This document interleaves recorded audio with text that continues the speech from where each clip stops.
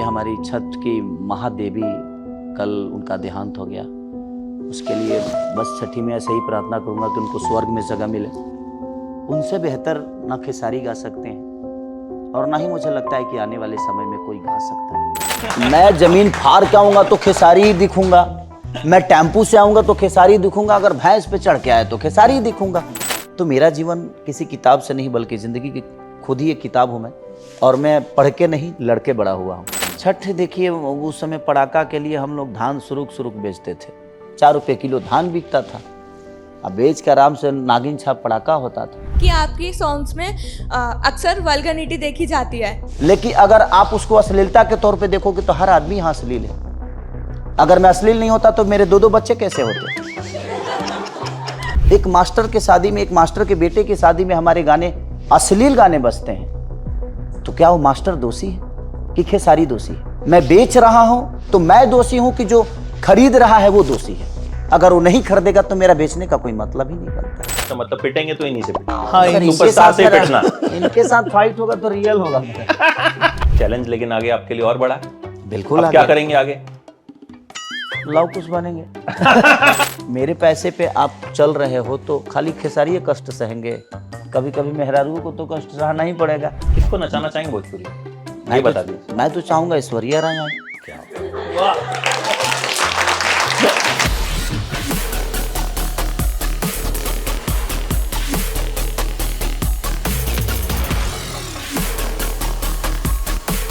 तो guys please welcome Khesari Lal Yadav and Parag Patil.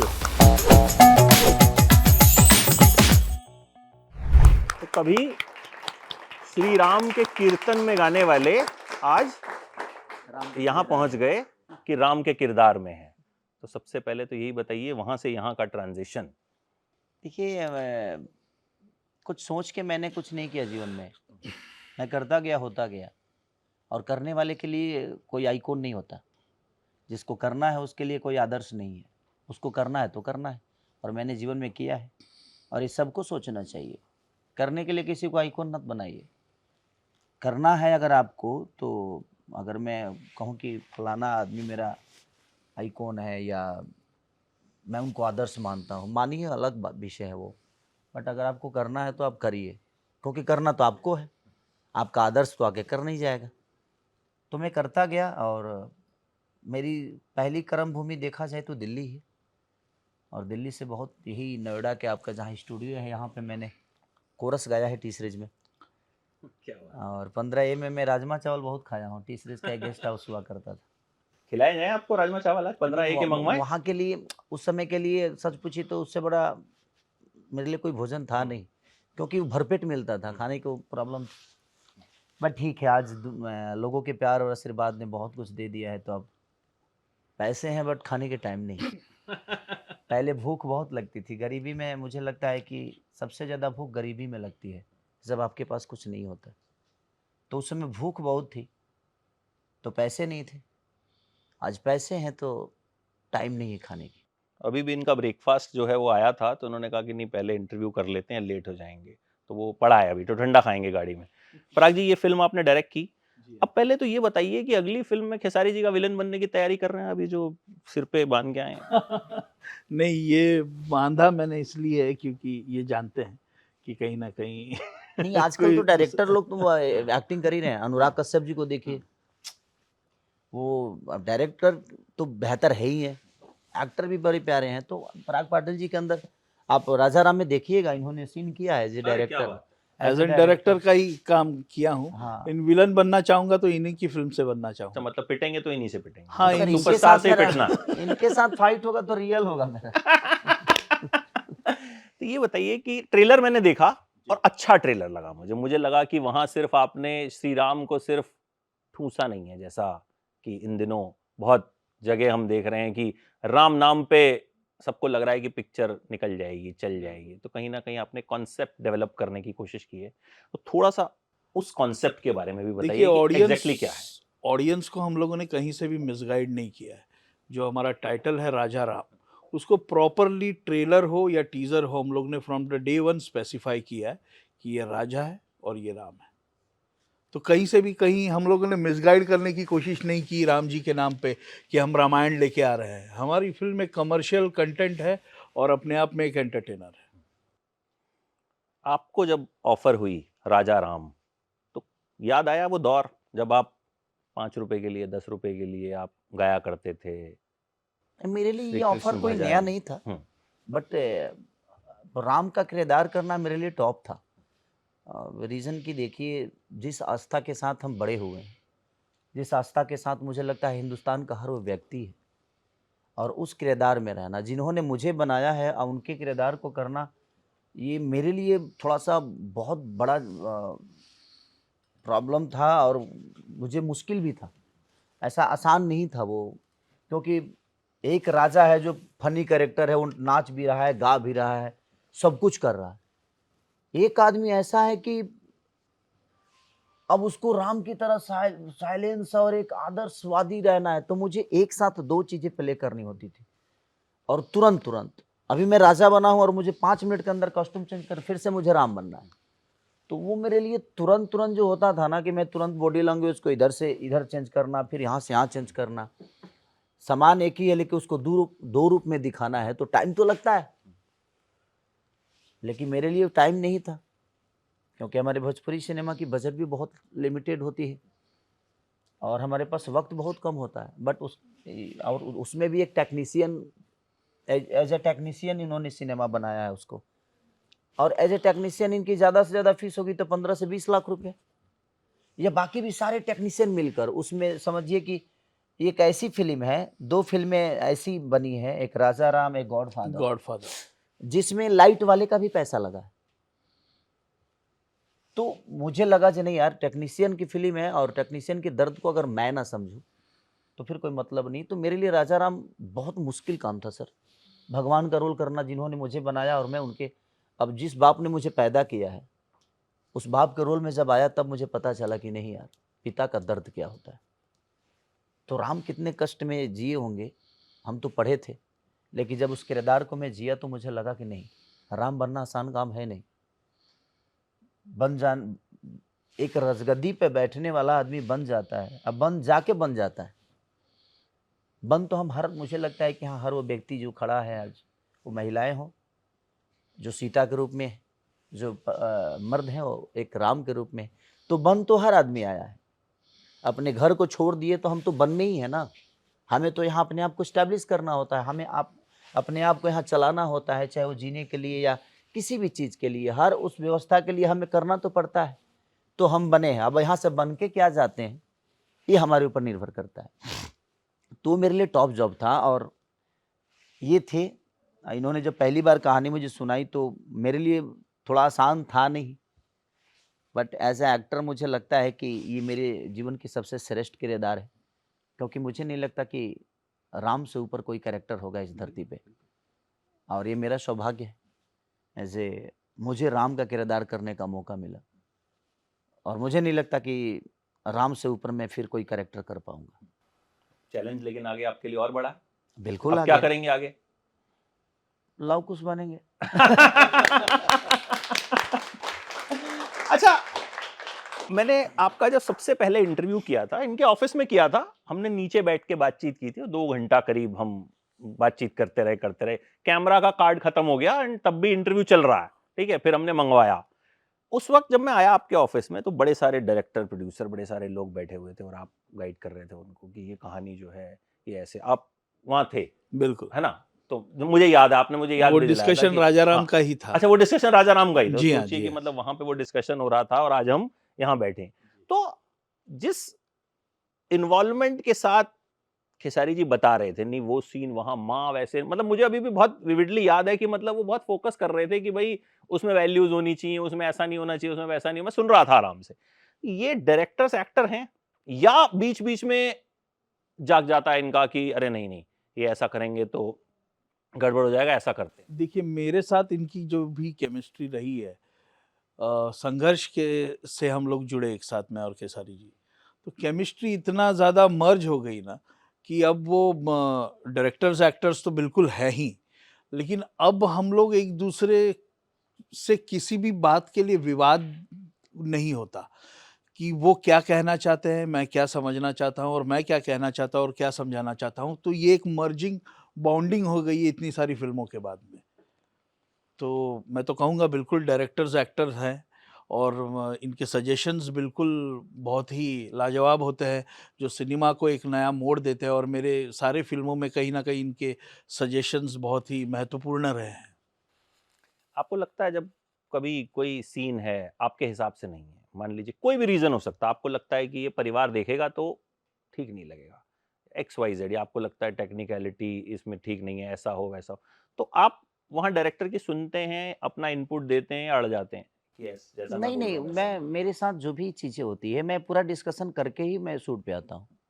अगर मुझे कुछ गलत लगता है तो मैं उसी समय डिसीजन लेता हूँ कि सर ये गलत लग रहा है मुझे, इस पे आप वर्क कर लीजिए, क्योंकि ये समाज के लिए भी ठीक नहीं है, हमारे लिए भी ठीक नहीं है, आपके लिए भी ठीक नहीं है और सिनेमा के लिए भी ठीक नहीं। तो जब सारी चीज़ों को लेकर आदमी, अब मैं आकर एज ए एक्टर में अगर आकर डिस्कशन में शूट पे करूँ तो मेरा डायरेक्टर भी कंफ्यूज, लोकेशन भी कंफ्यूज, हर आदमी कंफ्यूज हो जाएगा और वो उंगली होती है। तो आपको जितना भी डिस्कशन, हाँ, हम जो चीज़ें सोच के वहाँ से आते हैं ना, तो सेट पे उसके बेटरमेंट के लिए हम सब एक दूसरे से डिस्कशन कर सकते हैं, किसी सीन को काट के हटाने के लिए नहीं। यार नहीं, ये सही नहीं है मेरे लिए, मेरी एंट्री ऐसी होनी चाहिए। मुझे लगता है मैं कैसे भी आऊँगा तो हीरो ही हूँ। क्या बात, ये मैं ज़मीन फाड़ के आऊँगा तो खेसारी ही दिखूँगा, मैं टेम्पू से आऊँगा तो खेसारी दिखूँगा, अगर भैंस पे चढ़ के आए तो खेसारी ही दिखूँगा। तो मुझे लगता है कि एज ए सारी वो प्रॉपर्टी जो भी है, चाहे वो कैमरा हो या कैमरामैन हो, डायरेक्टर, प्रोड्यूसर, जितनी भी व्यवस्थाएं हैं वो सिर्फ मेरे लिए है। और मैं वहाँ पे अड़ जाऊँ कि नहीं मेरे हिसाब से ये करो, मेरे हिसाब से ये करो, मेरे हिसाब से ये करो, तो मैं उस कहानी को मुझे लगता है 15 से 20 दिन से जानता हूँ, लेकिन मुझे लगता है कि उस कहानी को एक डायरेक्टर 6 महीना से जी रहा है। तो मुझसे ज़्यादा नॉलेज एक डायरेक्टर को है। तो मैं एज ए एक्टर एक सलाह दे सकता हूँ कि यार हम लोग इसको ऐसे करेंगे तो ज़्यादा बेटरमेंट होगा ये। तो मैं सलाह देता हूँ, मैं उँगली नहीं करता कि नहीं इसको ऐसे ही करो, आप इसको ऐसे ही करो। जो मुझे चीज़ें समझ में नहीं आती है ये मुझे कन्विंस करते हैं, मैं कन्विंस नहीं हो पाता हूँ तो मुझे जो समझ में आती है मैं इनको कन्विंस करता हूँ। तो दोनों में से देखते हैं कि कौन बेहतर है, फिर हम उसको शूट करते हैं। अच्छा खेसारी जी, इस हमारा जो शो है मैं आपको बता नहीं पाया, इसका नाम है मेरे मोहल्ले में। हम अपने मोहल्ले में हमने जो है, तो आपका मोहल्ला कैसा हुआ करता था छपरा में? याद है कुछ? मोहल्ला, हमारे यहाँ मोहल्ला नहीं होता, गाँव होता है। हाँ, गांव। तो कैस क्या यादें आज हैं उसकी जो ताजा हों? देखिए गाँव में घर बदलते हैं, नेचर नहीं। गाँव का प्यार नहीं बदलता। आज भी गाँव का प्यार वही है, गाँव के कल्चर वही है, गाँव के संबंध वही है। हम जब चले जाते हैं ना तो हमें लगता है कि हम बदल गए हैं या हमारे हिसाब से अब वो गाँव नहीं रहा। क्योंकि हम जहाँ हैं वहाँ की कल्चर बड़ी हो गई है, वहाँ की कल्चर, वहाँ पढ़े लिखे लोग, वहाँ की व्यवस्था बड़ी हो गई है। तो आज भी गाँव गाँव ही है, अब हमारे हिसाब से नहीं है वो, इसलिए क्योंकि हमारा हिसाब बदल चुका है। मैं आज भी जाता हूँ गाँव में तो वही कल्चर, अगर मैं झुक कर किसी को प्रणाम नहीं करता हूँ तो उसके मन में एक होता है कि पैसा हो गया है इसके पास, अब बड़ा स्टार हो गया है, अभी प्रणाम नहीं कर रहा है। एक मिस्टेक हो जाता है, नहीं पता चला, जब हम यहाँ छुए तब तो कोई मिल दिखा, अरे भाई, तो उस चाचा को हम नजरअंदाज कर दिए या हम देखे ही नहीं। तो उनके मन में एक सवाल जरूर होता है कि बड़ा हो गया है अभी। तो उनके मन में ये नहीं कि खेसारी लाल यादव आकर उनको 1000, 2000, 5000 दे, नहीं, वो सम्मान ही दे दो। तो गांव के लोग आज भी सम्मान के लिए आपको प्यार करते हैं और सम्मान ही चाहते हैं। लोग कहते हैं ना कि यार फलानवा बदल गया, नहीं, वो जहाँ रहता है ना वहाँ की स्थिति बदल गई है और वो जिस भाषा में है, जिस परिवेश में है, वहाँ की आबो हवा बदली है।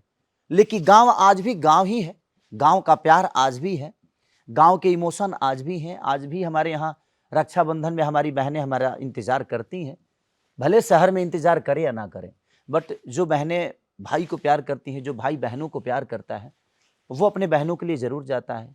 वो इमोशन, वो जिउतिया का त्यौहार हो या तीज हो या छठ हो या दीपावली या होली, मुझे लगता है कि हर उस त्यौहार में हम एक दूसरे को प्यार देते हैं, प्यार लेते हैं। बट मुझे लगता है कि उस शहर में बहुत मिस है, क्योंकि शहर में लोगों को खुद से मतलब होता है, पड़ोसियों से नहीं। तो वहाँ पड़ोसी हैं, लेकिन हम जब गांव में रहते हैं तो हमारे गांव के लोग होते हैं। तो अंतर इतना है कि वो पड़ोसी हो गए और ये गांव के हैं, हमारे अपने हैं। कोई ना कोई हमारा गांव में अपना ही होता है, पड़ोसी कोई नहीं होता है। पटीदार हो सकता है, पड़ोसी नहीं होता। इसलिए गांव के इमोशन मुझे लगता है कि शहर के इमोशन से बहुत ऊपर है। और संस्कार है, गांव में बहुत सारी चीज़ें हैं कि हमें जीवित रखती है और उसी को देखकर हम बड़े होते हैं। और मुझे लगता है कि गांव जैसा कुछ है नहीं जीवन में। त्योहार का आपने जिक्र किया तो छठ का त्योहार चल रहा है, तो क्या यादें हैं, कैसे मनाया करते थे बचपन में? छठ देखिए, उस समय पड़ाका के लिए हम लोग धान सुरुक सुरुक बेचते थे। एक धान होता, जैसे धान होता था ना, तो हम लोग बाल होता है उसका, तो धान अपना फाड़ा बनाए, हम झोरा वोरा बनाए और वही 3-4-5 रुपये में बिक जाता था। 4 रुपये किलो धान बिकता था।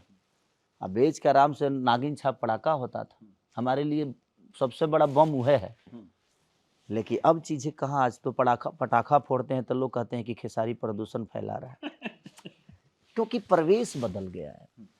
उसमें हमारी खुशी थी, लेकिन आज हमारे हाथ से ही वो पटाखे फोड़ते हैं तो प्रदूषण फैला रहा हूँ मैं। तो चीज़ें बदल गई, लोगों का सोच बदल गया, लोगों के वो तौर तरीके बदल गए। तो विषय ये है कि आप जब बड़े होते हैं ना, तो आपके साथ हर वो चीज़ जुड़ जाती है और आपको बड़ा संभल के चलना पड़ता है। रिक्स एक रिक्शे वाले को नहीं, रिक्स एक बड़े गाड़ी वाले को होती है जो महंगी है। बचा के आपको चलना पड़ता है। अगर रिक्शा में थोड़ा सा खरोच भी लगेगा तो सर 200-400 में बंद भी जाता है। लेकिन एक बड़ी गाड़ी में जब खरोच लगती है तो 4 से 5 लाख रुपए का भरपाई करना पड़ता है। तो इसलिए जो भी इस धरती पे बड़ा आदमी बना है, सबसे ज़्यादा प्रॉब्लम में वही है, क्योंकि बचना उसको ही पड़ता है। जो लिमिट में है उनको नहीं बचना पड़ता है, वो तो अपने बिंदास जीवन को जलाते हैं। आप बच नहीं पाएंगे लेकिन इनके सवालों से, ठीक है, क्योंकि बड़े सारे सवाल इन लोगों ने तैयार कर रखे हैं। और ये मतलब ऐसे शख्स हैं जो मैं पिछले इंटरव्यू में भी इनको कहा था कि ये बड़े अच्छे आध्यात्मिक गुरु भी बन सकते हैं, क्योंकि ये बोलते हैं तो मतलब हाँ, मैंने इनको ये बात बोली थी कि आपने सोचा है कभी कि मतलब एक्टिंग के साथ बाबागिरी शुरू की जाए? नहीं, जब से कहीं ना कहीं राजा राम किया है तो तब से एक विचारधारा नहीं है शुरू से। बट मुझे लगता है कि जब कैरेक्टर आदमी करता है तो उसके नहीं, साथ जीना शुरू कर देता है। इस कैरेक्टर के लिए मैं कहूँगा कि राजा राम में जब वो राम की कैरेक्टर में जब आते थे भैया, तो बिल्कुल यानी कि कोई लेफ्ट राइट या उलूल जुलूल बातें या कभी मस्ती मजाक जो होता था ना, वो भी उसको अवॉइड करते थे, क्योंकि हमेशा वो राम जी के कैरेक्टर में रहना चाहते थे।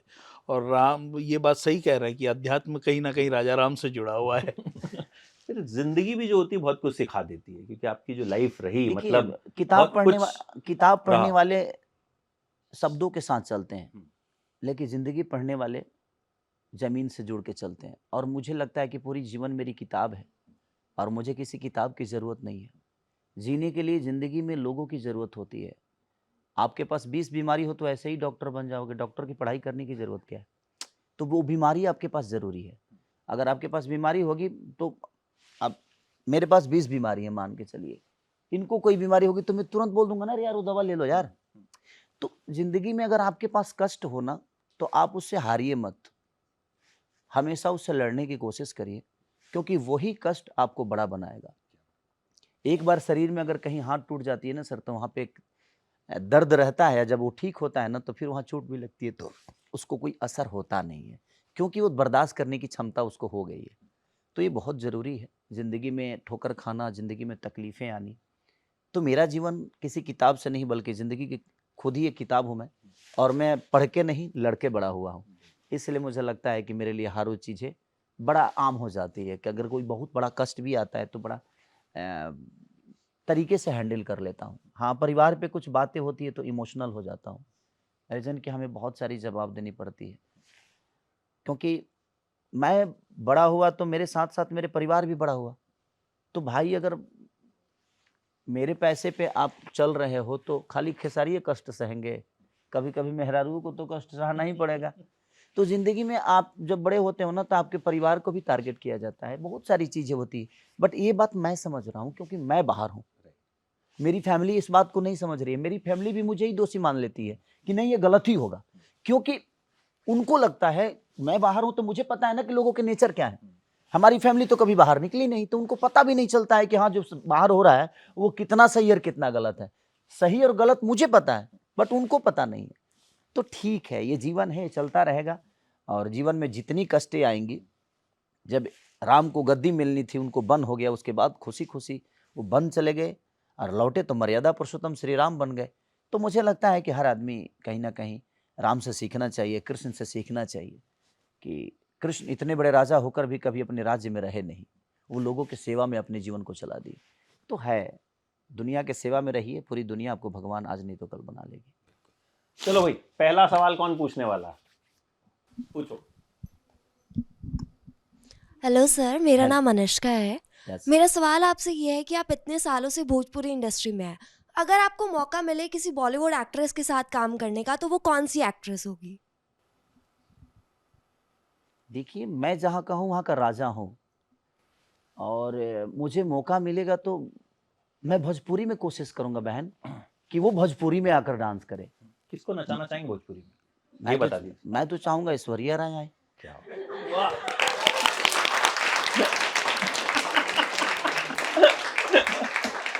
मैं, क्योंकि अगर वो भोजपुरी में आकर हमारे साथ ठुमका लगाएंगी तो हमारा भोजपुरी बड़ा होगा।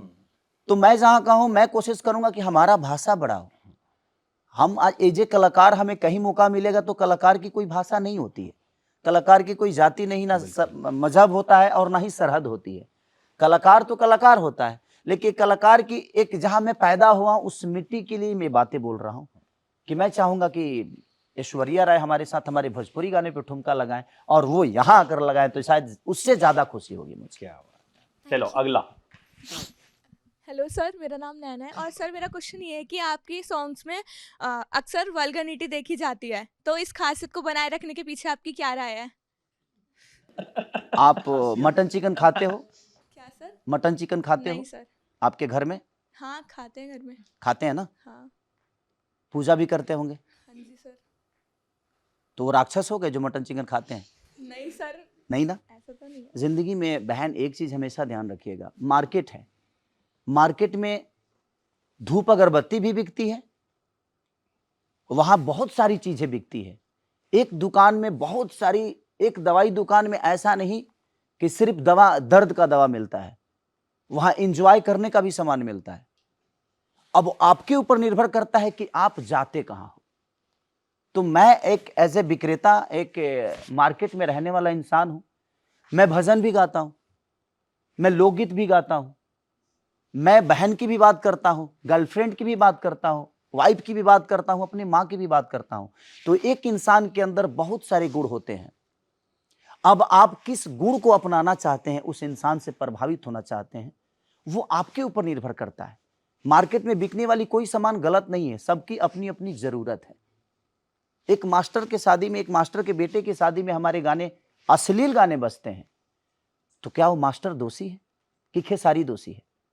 मैं बेच रहा हूं तो मैं दोषी हूं कि जो खरीद रहा है वो दोषी है? अगर वो नहीं खरीदेगा तो मेरा बेचने का कोई मतलब ही नहीं बनता है। तो दोषी सब है। वो इंजॉय के तौर पे देखोगे तो गलत नहीं है, लेकिन अगर आप उसको अश्लीलता के तौर पे देखोगे तो हर आदमी यहां अश्लील है। अगर मैं अश्लील नहीं होता तो मेरे 2-2 बच्चे कैसे होते? इसका मतलब मैं गलत नहीं हूं। वो एक धरती का प्रवेश है, वो एक जीने का तरीका है। तो हर आदमी शादीशुदा होने के बावजूद भी गर्लफ्रेंड लेके चलता है तो अश्लील थोड़ी है? नहीं। किसी की शादी नहीं है उसके बावजूद भी वो गर्लफ्रेंड के साथ है तो ईमानदार नहीं है? है। एक जिंदगी का जीने का तरीका है। आप किस तरफ जाते हो आपके ऊपर निर्भर करता है।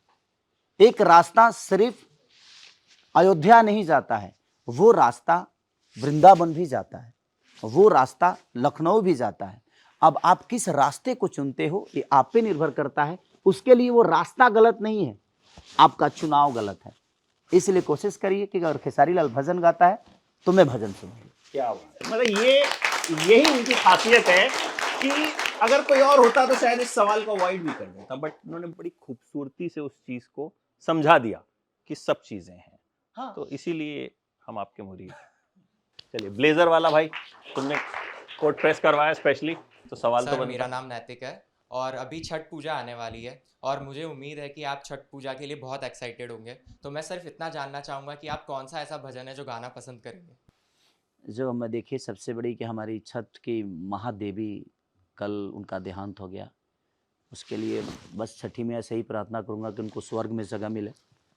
उनसे बेहतर ना खेसारी गा सकते हैं और ना ही मुझे लगता है कि आने वाले समय में कोई गा सकता है।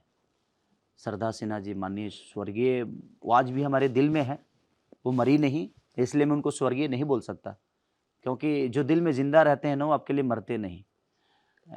तो मुझे लगता है कि छठ अगर है तो श्रद्धा सिन्हा बिना अधूरा रहता है। छठ का महापर्व हम, हो सकता है खेसारी लाल व्यू बहुत ला दें आज की जनरेशन के हिसाब से। अब तो हम आस्था के गाने में भी धुन वही सुनते हैं जो गाने पॉपुलर होते हैं, बट उन्होंने ऐसा नहीं किया था।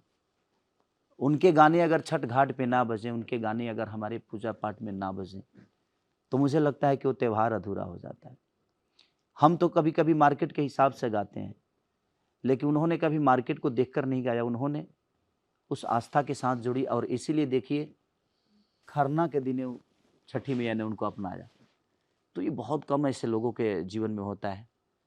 और आज गाना बजाना करने का मैं कल से ही थोड़ा सा भावुक हूँ उस चीज़ को लेके कि वो हमारे लिए धरोहर थी, धरोहर है। और जब तक हम हिंदुस्तान में छठ पर्व मनता रहेगा तब तक श्रद्धा सिन्हा हमारे जीवन से कभी जा नहीं पाएंगे। तो उनके लिए बस भगवान से प्रार्थना की श्रद्धा सिन्हा जी को अपने पास रखिए। जैसी धरोहर हमारे जीवन में पता नहीं फिर कब आएंगी कि नहीं आएंगी। तो इसके लिए दिल से थैंक यू कि आपने छठ के बारे में पूछा मेरे से। Thank you so much. For exclusive and insightful videos, subscribe to our new channel ABP Live Premium.